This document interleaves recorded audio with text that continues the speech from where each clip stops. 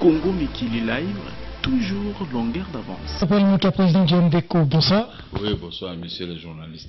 Une fois de plus, invité du vrai journal. L'actualité, c'est d'abord toujours le dialogue. Par rapport au dialogue, il y a eu récemment un point de presse du G5. Azarias Robero, Zaidi Ngoma, Bitakwera, Mouchi Bodane et Steve Mbekai. Dans cet entretien, Steve Mbekai a lâché contre l'organisation des élections dans le délai, parce que ce serait une mascarade. Allons au dialogue, 3 ans de transition. Gabriel Mouké, vous en dites quoi? Si c'est moi qui peux être le président de la transition, oui. Comme ça, je vais faciliter Roubero à payer ma dette de $6 000 de loyer qu'il n'a jamais payé. En tant qu'ancien vice-président de la République. Ça suppose que c'est un homme, une haute personnalité, un homme d'État. Mais au Congo, un homme d'État, il vend son honneur sans honte. Et maintenant, ils sont en train de suivre M. Kabila pour lui tromper de faire la transition. Écoutez, Kabila a reçu mandat 2 fois. Et il a montré ses limites.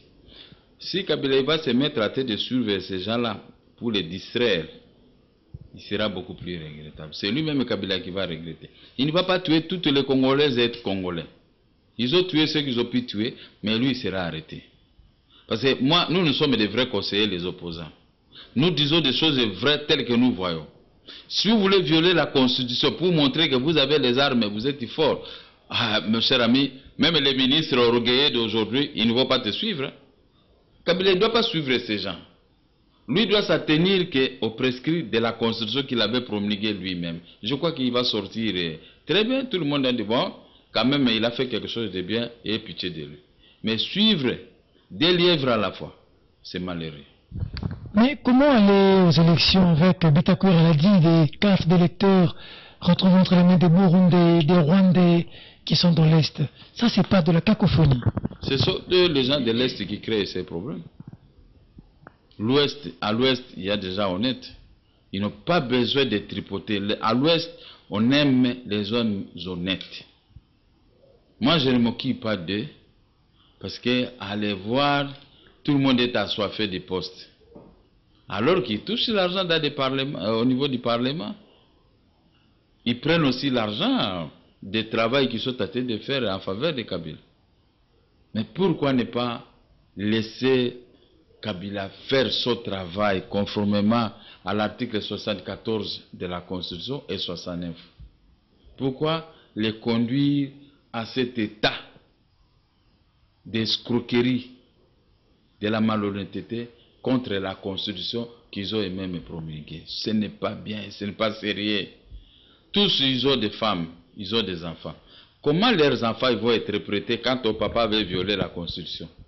Mais quand on nous arrête, nous, oh non, on a violé les lois, oh, on avait offense au chef de l'État. Nous faisons des prisons. Mais maintenant, à violer la Constitution, c'est quel genre d'offense? Ce n'est pas cette offense qui peut conduire un Kabila à la prison. Vraiment qu'on va où? Parce que pour les uns, il n'y a pas élection, c'est le dialogue. Pour les autres, délai constitutionnel. On va où? Ça montre l'échec du gouvernement Kabila. Puisque tout ce qu'ils sont en train de faire, c'est pour embrouiller la Constitution et le peuple. Ils ont l'argent, mais ils n'ont pas la volonté que cet argent puisse servir au bien de la République. Je vois tous les ministres de Kabila sont des orgueillés. Les ministres qui ne répondent pas au téléphone. Ils sont en train d'induire Kabila en erreur. Des ministres qui ne tiennent pas parole. Quand un ministre de Kabila vous appelle, ça c'est qu'il va se mettre te tournoyer, il va te rouler. Vous voulez qu'il réponde au téléphone, pourquoi vous commencez à appeler le ministre, donc vous êtes-vous en contact avec le ministre de Kabila?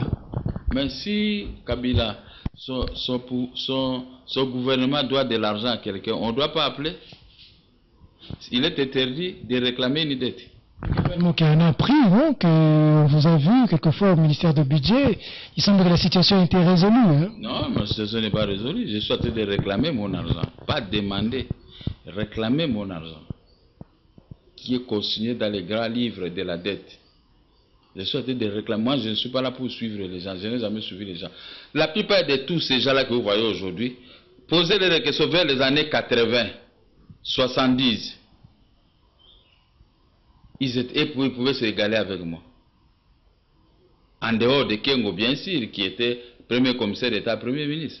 Mais un type comme moi, quand je faisais le commerce de café, tous ces gens-là, ils roulaient même avec des voitures. Ils étaient des piétons. Ce n'est qu'à le régime des Kabila tenté de populariser les gens qui étaient pauvres hier. Mais maintenant, aujourd'hui, ils deviennent les caïmans contre nous autres. Est-ce que moi, je peux aller demander l'argent à quelqu'un? Si ce n'est que l'État congolais pour me payer ma dette, si ce n'est que pour les enfants de... Pendant longtemps, au ministère de budget, vous avez fait 3-4 heures là-bas, vous êtes allé chercher. J'ai besoin de mon argent. J'ai besoin de mon argent, Nyongo. Fouta Nyongo. Moi, quand je dois à un changeur de l'argent, tu le vois tous les jours chez moi pour réclamer.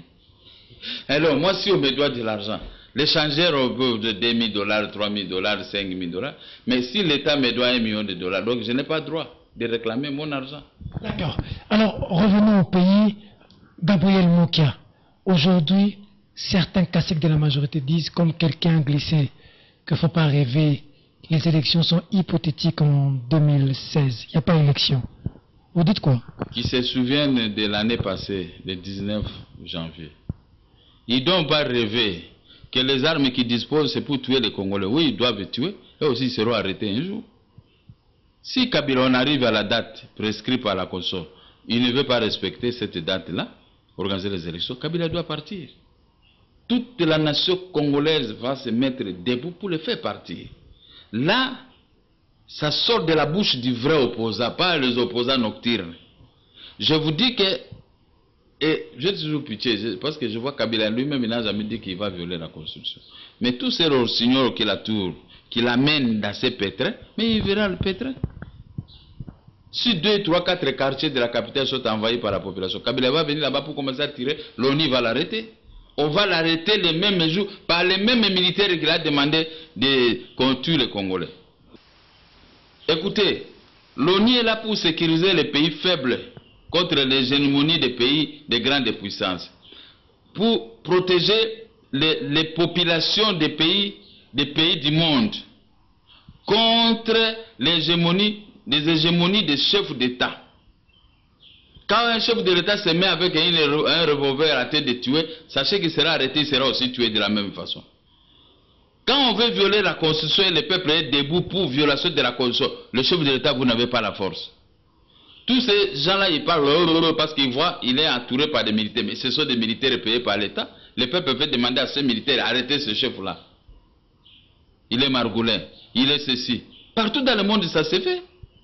Les exemples sont légion. Ngata Tombalbaye, quand il violait la Constitution, le peuple s'est mis debout, les militaires sont atterrés jusqu'à son palais, on l'a pris. Il a appelé Mobutu. Mobutu dit que c'est trop tard, à cette heure-ci, comment je peux envoyer des gens? Et on en a fini avec lui. Je vous dis, la Constitution ne sera pas violée. Kabila doit organiser les élections au temps voulu.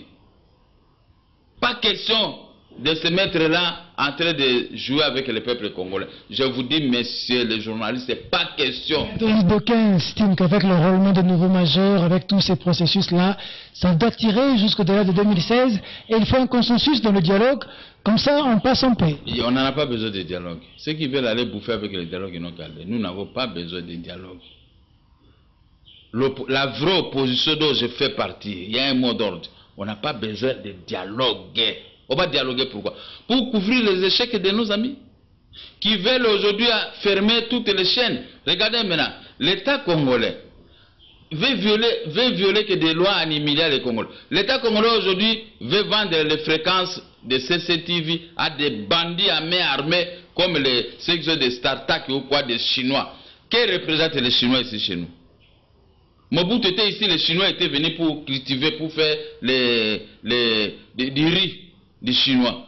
Mais ils n'avaient pas mis dans le gouvernement. Aujourd'hui, même les Chinois, ils gèrent le gouvernement congolais. On doit fermer la fréquence de CCTV. Bon, nous, là, ce mot d'ordre, l'opposition m'a demandé de dire au pouvoir en place, de débloquer toutes les situations de télévision qu'ils ont fermées. Avant l'hécatombe. Ça, je dis, l'opposition m'a chargé de dire, Startac, si vous achetez les fréquences de CCTV, vous n'allez pas fonctionner. Nous allons détruire tout ce que vous allez construire ici dans notre pays. les patrons de Stratac, est-ce que nous pouvons aller en Corée ou en Chine, dicter les autorités de ces pays pour commencer à humilier les investisseurs de vos pays respectifs? Pourquoi seulement la RDC est devenue passoire? N'importe qui veut dicter les autorités congolaises. De quel droit? Vous allez quelque part pour que vous soyez reçus. Tu vois des petits ici qui pillent la RDC comme les gens de Congo Fiti. Ils viennent, les ministres tremblent devant eux pour les recevoir. Avant les Congolais. Regardez, laissez-moi gérer la transition. Je vais vous montrer, je vais donner la valeur au peuple congolais. Parce que je connais tout. Je sais ce qui se passe. Mais je vais donner d'abord la valeur, priorité congolaise. Le reste là, vous venez dans les codes des investissements. Un petit commerçant qui vient dans notre pays devient chef. Nous allons commencer à les gifler. Tu viens comme ça avec ton argent, tu vas appeler la police, il va appeler la police. Nous allons appeler le peuple. Comme ça, les catombes entre la police et le peuple. Devant tous ces petits bandits qui pillent nos matières premières, qui pillent nos bois. Ils exportent en complicité avec certaines autorités, avec certaines personnes pour piller et mettre. Même la RDC va manquer $1 milliard pour organiser les élections à cause de ces gens ici. Et vous appuyez. Le peuple congolais vous appuyez ça. Et on vous a donné des bars sur toutes les avenues de la République. Avec l'hôtel de ville, commencer à boire pour enivrer les Congolais. Et maintenant, ils sont là pour bouffer. Et les Congolais, ils sont là dans les petits salaires de $80 par mois. Est-ce que les gens n'ont pas honte? Peuple, moi je vous dis, suivez Gabriel Mokia et l'opposition. Nous allons dédouaner notre pays qui est mal géré. On dort dans les noirs, on se réveille dans les noirs, on sort avec les habits non repassés. Par manque de courant. Et comment vous voulez vous atteindre que ces gens puissent continuer à gérer notre pays? Les pays de Lumumba, de Mobutu, de Kasavubu. Les autres là, ils sont venus pour détruire notre Congo. Avertis de quoi? Hein? Un petit rien, on va vous arrêter. Bon, vous arrêtez les gens. Et pourquoi vous mourrez aussi? Et pourquoi vous attrapez aussi des maladies? Il faut dire que vous êtes dédié. Gabriel Mokia, merci. C'est moi qui vous remercie. Congo Mikili Live, toujours longueur d'avance.